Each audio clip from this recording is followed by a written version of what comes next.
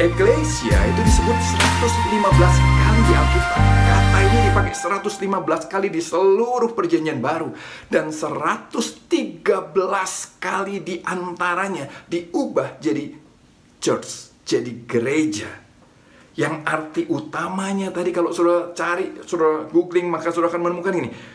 Sekedar gedung tempat orang Kristen berkumpul. Itu perubahannya. Sekedar menjadi gini, acara kebaktian yang dilakukan di dalam gedung. Wow. Saudara bisa lihat itu? Saudara lihat ini? Waktu definisi berubah, maka pengertian kita tentang hati Tuhan juga berubah. Waktu definisi kita meleset, maka pengertian tentang isi hati Tuhan, rencana Tuhan juga meleset. Sekarang coba saya mau tanya sama kita semua. Apa gereja menurut saudara? Apa gereja yang ada dalam pikiran saudara? Apa itu gereja?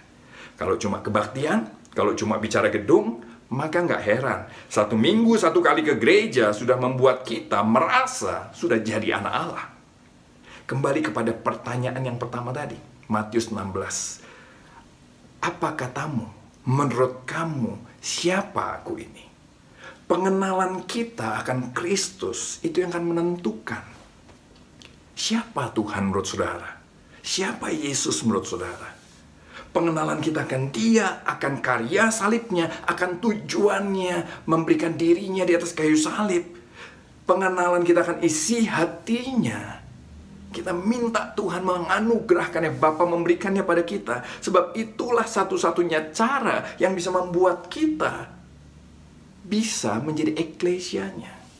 Tanpa mengenal, tanpa mengalami Yesus, maka kekristenan kita akan terpisah jauh dari Kristus. Cuma agama. Makanya saudara tidak usah heran gini. Ada banyak gereja menyimpang, ada banyak orang Kristen menyimpang. Kenapa? Karena tanpa mengenal Yesus, tanpa mengalami Yesus, maka kekristenan kita akan terpisah jauh dari Kristus. Kekristenan cuma jadi agama. Gak beda sama yang lain. Karena itulah pertanyaan ini penting. Menurut kamu, siapa aku? Saya mau saudara merenungkan ini betul-betul di tempat saudara masing-masing. Menurut saudara, siapa Yesus itu? Dan kalau saudara dan saya bisa mengenal Yesus dengan benar, ayat berikutnya bilang ini, di atas batu karang ini, di atas pengenalan kita yang benar tentang Kristus ini, aku, kata Tuhan, akan mendirikan jemaatku, akan mendirikan eklesiaku, dan alam maut, atau pintu gerbang alam maut, tidak akan bisa bertahan terhadapnya. Powerful, luar biasa. Nah, kalau saudara sudah mengerti ini semua, langkah praktis apa yang bisa kita lakukan? Apa langkah praktis yang kita bisa lakukan? Saudara, dalam hidup ini, ada yang menyatakan bahwa begini, ada 7 area yang sangat mempengaruhi kehidupan masyarakat di mana kita ada. Termasuk di kota kita. 7 area yang kalau 7-7-nya ini bisa diperhatikan dengan baik, maka masyarakat akan bertumbuh dengan baik. Kalau 7-7-nya tertinggal, masyarakat akan tertinggal. Kalau 7-7-nya kita bisa berkati, maka masyarakat akan diberkati. Apa itu? Art, entertainment, juga sport di dalamnya. Ini yang pertama. Yang kedua, bisnis. Yang ketiga, pendidikan. Yang keempat, family. Yang kelima, politik. Yang keenam, media. Yang ketujuh, kerohanian. Nah, 7 area ini adalah area di mana kalau kita sebagai eklesia Tuhan mau terjun, mau memperhatikan, mau jadi berkat di sana, mau menyatakan kebaikan Tuhan di sana, maka masyarakat di sekitar kita akan diberkati. Masyarakat di sekitar kita akan bertumbuh, akan dibangun, akan menikmati kasih Tuhan. Itu seperti kapal skoci tadi yang sedang menolong kiri kanannya. Dan saya percaya oleh kekuatan Allah akan ada banyak orang yang bisa ditolong lewat hidup kita. Karena kita menjadi partnernya Allah, kepanjangan tangannya Tuhan. Kita menyatakan kemuliaan Tuhan. Nah, kalau sudah mengerti 7 area ini, apa yang harus kita buat? Yang pertama, kenali di mana Tuhan menempatkan kita dan memanggil kita. Ini pasti ditandai dengan gini, kemampuan yang Tuhan berikan di dalam diri kita dan passion yang ada di hati kita. Dua-duanya akan mengarahkan kita pada area di mana Tuhan memanggil dan menempatkan kita. Yang kedua, suruh mulai gini, yuk kenali siapa orang-orang yang Tuhan mau untuk kita layani.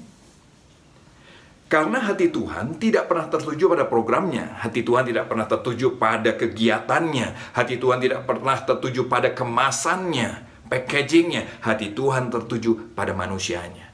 Tuhan datang untuk menyelamatkan manusia, orangnya, orang-orang yang Dia kasihi. Yuk kenali siapa orang-orang yang saudara dan saya dipanggil untuk layani. Siapa? Gak penting jumlah, tapi siapa? Siapa? Karena Tuhan mencari manusia. Yang ketiga, yuk mulai melangkah yuk. Mulai melangkah dan kembangin diri dalam hal itu. Kenapa? Ini bukan mudah, gak gampang saudara. Ini bukan sprint, ini maraton. Dan dalam perjalanannya bisa jadi saudara menyadari, ternyata ini bukan calling saya. It's okay. Mulai lagi prosesnya. Temukan lagi di mana Tuhan memanggil kita. Temukan lagi siapa yang Tuhan mau untuk kita layani. Dan kembali melangkah, dan kembangkan diri. Jadilah excellent di sana.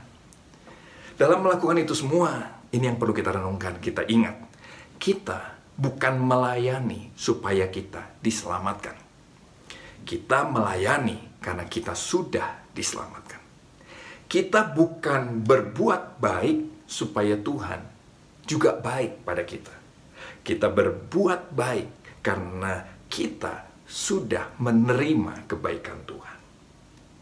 Kita mau mengasihi karena kita sudah menerima kasih Tuhan. Kita mau jadi berkat karena kita sudah menerima berkat Tuhan. Kita mau melakukan semua ini karena Tuhan sudah mengerjakannya lebih dulu buat kita. Di atas kayu salib, Dia mengerjakan semuanya untuk saudara dan saya. Dia menanggung aib kita, menanggung malu kita, menanggung dosa kita, menanggung kutuk yang harusnya kita pikul, menanggung hukuman yang harusnya ditimpakan pada kita.